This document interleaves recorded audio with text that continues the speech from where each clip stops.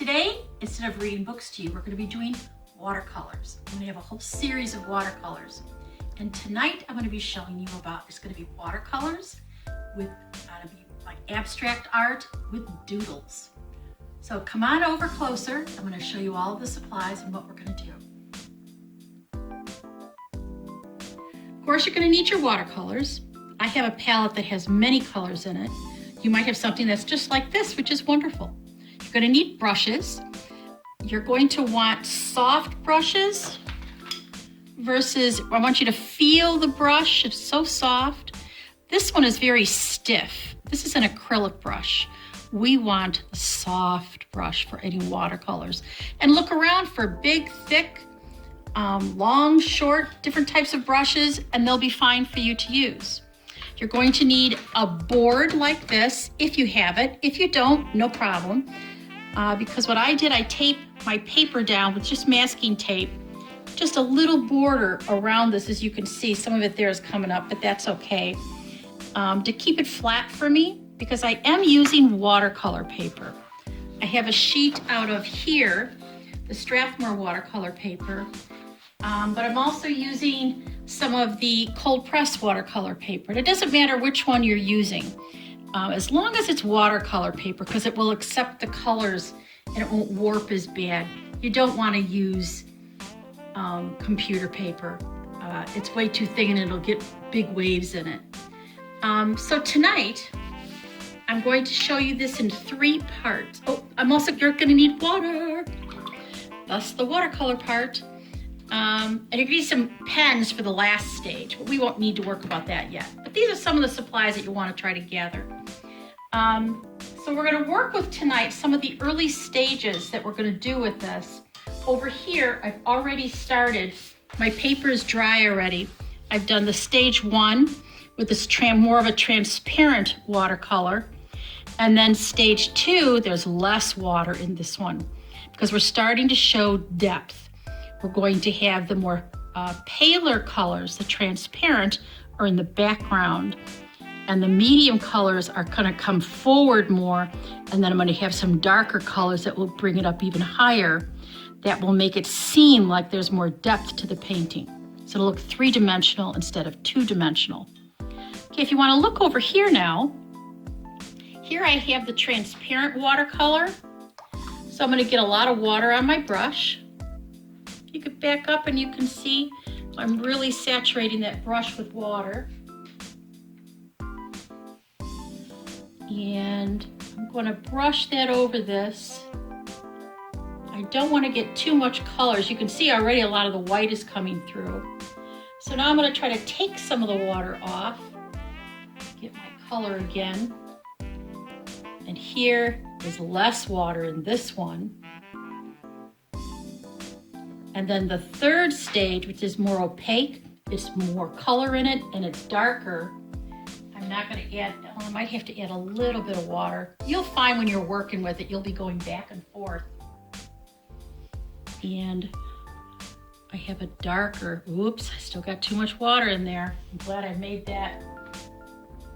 It doesn't matter what happens as long as you go back and forth. And if I find I have too much color in there, I have my paper towel. I'm going to go in and pull some of it up and then go back in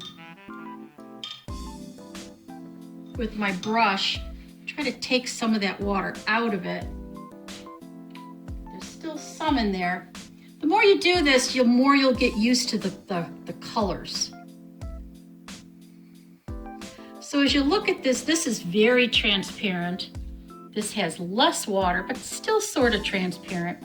This one is more opaque for the, but it's still see-through.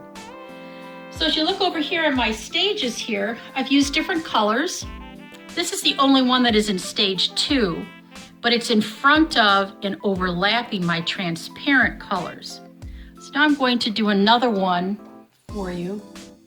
As you can see on the water jar here, can you look over at the water jar?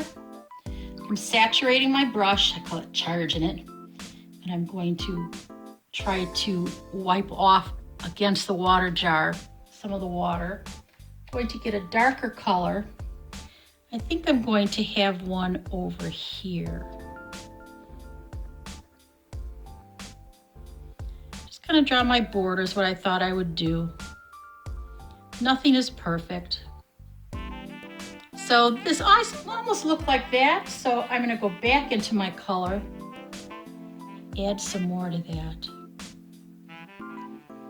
Now this one definitely looks on top of this and on top of that one. Let's see, I'm going to get some more water in here. I want you to see what's going to happen when I do an orange. Cool colors are my blues and greens here. I'm going to use an orange. An orange is a warm color, and they come forward in the painting. They will add some more layers on top of this orange. Looks like I'm going to have to try to get some of that water off. I want more color in there. So I'm going to continue working on mine, and I want you to go back to your art, whatever art table you're going to have set up. Get your paper taped down, get your water in your jar, set your watercolors out, get your brushes, paper towel, and tape. You're going to tape your paper down, and you're just going to start with any type of a pattern that you want for the first layer, which is a transparent with more water. Okay, and then I'll meet you back here in a little bit. Bye. Oh, you're back again. Great. Always have to be reading a book. Gotta have one near me at all times.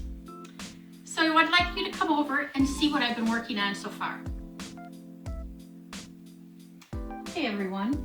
You can see I've got some layers on here now. The highest layer is this square here, because I went over this one and this one, but that seems to be one of my darkest. Something over here, here. And I've got just one orange square. You can choose whatever colors you wish to use, but you're going to want to stay away from black or brown. I've gone through with my thinner brush here, and I'm starting to do some doodling on here, because at the end we're going to go in with a marker. I'm just going to do some dots in here.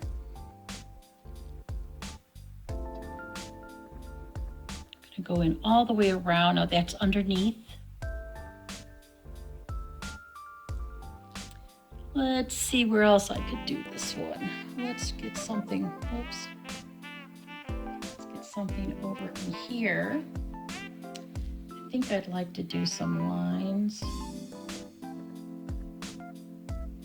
And they're just rough. I'm not measuring them out. I'm just trying to get some patterns on there. I'm just kind of doodling, whatever you would do on your piece of paper. You can even see over here it didn't reach any of this, and that's fine. I'm not trying to be perfect with this. It's just doodles and patterns and colors. And I've created depth again. Can you guys remember? It's by the transparent to the meat with less water, and then even less water. There's more pigment in there, more paint. I've got some dots over here. You could add some more lines like this. Let's add another one. So I'm using it, I want it to be darker, so I'm trying to take some of the water out. You can always keep that paper towel with you. And I'm gonna use some of the darker colors. Let's go here. I'm gonna do some little,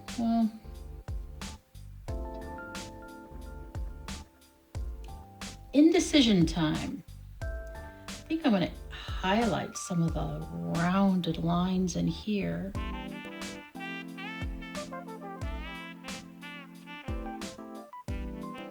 not going to do too much because I can't take it away. Well, essentially I can, but oh, it almost looks like a rose. I didn't mean to do that. Then I've got we have our pen. This is a fine tip, and I have dry areas. And I'm going to go into Make sure it's dry. And I'm going to do a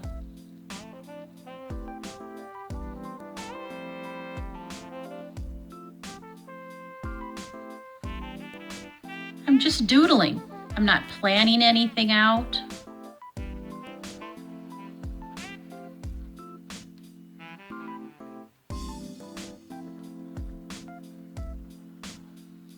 Wherever it goes, the end of that, and it doesn't matter to me that this one is farther out than this one. I'm just doodling. This one I think I'm going to try to outline.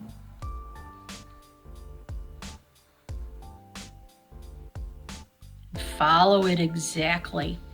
And since it's behind there, I'm not going to do that. Now let's say you've got something going and you're like, you know, I'd like this line to be thicker. Instead of going over it twice with your thinner pen, I'm going to go right over that now with my black Sharpie. If you have other color Sharpies at home, you feel free to use those, whatever you would like to do. This is your doodle. Well, on your paper, not mine. Now you can see the layers that I have in here with the two colors, the two color paint. I'm going to go in now and even add some more black in there. I'm going to overlap some of these lines. And look how it's really popping the images over on this side of the page compared to this side. This is still in the early stages. I'm just putting in the shapes and the colors, trying to get some overlay, and I'm just starting on it. So we're going to, so right now my assignment to you, or my fun project, will be to work, remember, with those thin layers. You're going to do some overlapping of colors and overlapping of shapes, whatever shape that you would like. And you want to wait till it's dry before you go in with any pens. And when I'm finished with mine, I will add it to this display of video. So this is video 2. And of course, I still have it down on the board. And I'll see you guys later.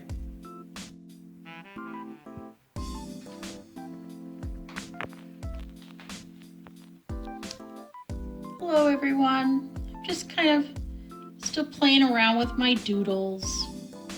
My orange square isn't a complete outline. There's those swirls. Here I added that one in. These are letter V's. I just kind of moved it around. That's my initials, AHK, and I just did it throughout it. I don't think you'd know what it is unless I told you, so don't tell anyone. These, my daughter said, kind of look like COVID-19 cells. Just the dots. I did some fish down here. And you don't have to do all of them. These, I wanted it to look like bees, but they don't. But that's okay. This is all abstract. Somebody will look at them and say, oh, I see this, or whatever. I am leaving some blank. I don't want to have it too busy, meaning everything doesn't have to have doodles on it. But once I finish with it, and once you finish with yours, I am going to take it and sign the bottom. And I will put down 2020, because that was the year I finished it, and you finished yours, hopefully. And voila, you have an abstract watercolor with doodles. And it's really mixed media too, because we've used pen, we've used lots of different things. So I hope you tune in next time, and I'll show you another watercolor type. Bye.